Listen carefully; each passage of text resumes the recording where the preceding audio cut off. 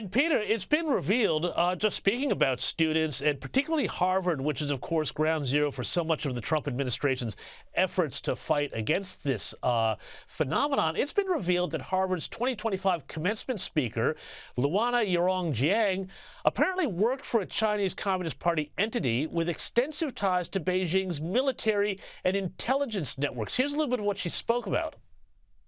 That promise of a connected world is giving way to division, fear, and conflict. We're starting to believe those who think differently, vote differently, or pray differently, whether they are across the ocean or sitting right next to us, are not just wrong. We mistakenly see them as evil. I mean, Peter, this strikes me here listening to her that really what's fascinating is you've got this person who has got ties to the Chinese Communist Party using woke speak to essentially, basically push their agenda. Tell us about this.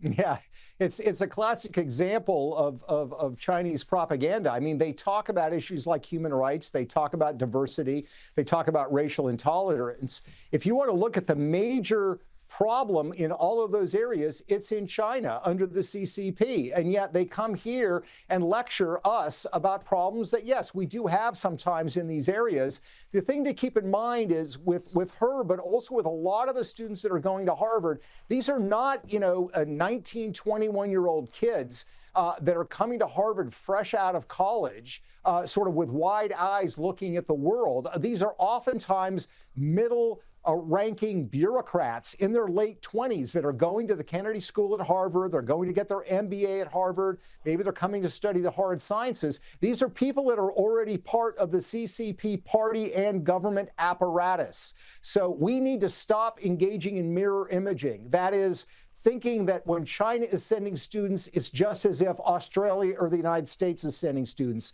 It's not. It's part of a sophisticated effort that they have to undermine the United States, to gather intelligence, and to perpetuate the interests of the CCP. So when they talk about issues like racial justice, the question that needs to be asked of them is, how is China doing in that? How are the Uyghurs doing? How is Tibet doing?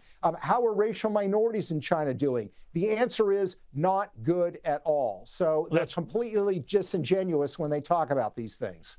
Yeah, no, exactly right. And, this also leads to other issues. It's not just the schools, of course, in the United States. There's also issues about land and assets and, particularly land and farmland near American military installations. Big controversy this week in Arizona, where the governor, Katie Hobbs, she's under fire for vetoing a bill that would have banned the Chinese government from owning a stake of 30% or more of any property in the state. Now, Hobbs argued that the bill lacks implementation criteria and opens the door to arbitrary enforcement.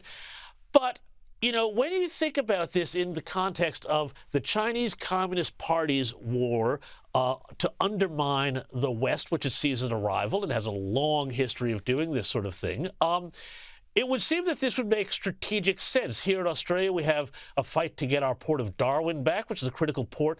It seems that this would be a no-brainer in the U.S. Yeah, it should be a no-brainer. Certainly Arizona's, that's the case. In California, Governor Gavin Newsom vetoed a bill. The bill in California, it was passed by Democrats and Republicans with strong majorities in the state legislature. That bill simply said the Chinese government cannot buy land, and Gavin Newsom didn't want to prevent that from happening either. All I would contend to people who say, oh, this is much ado about nothing, is look at what just happened, what Ukraine just did with Russia. And I say good job, rightfully so.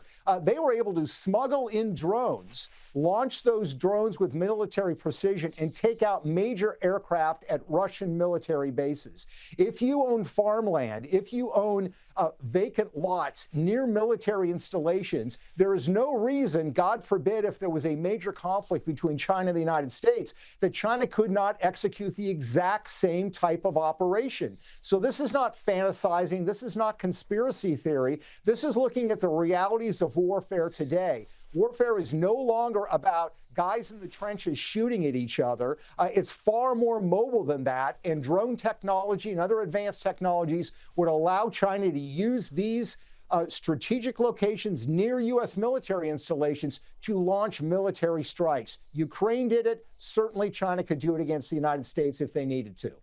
Peter, I'm so glad you mentioned Ukraine, because that was exactly my thought when I heard those reports out of Russia, and I thought it won't always be the good guys who are manning those drones. Peter Schweizer, thank you so much for joining me on the U.S. Report.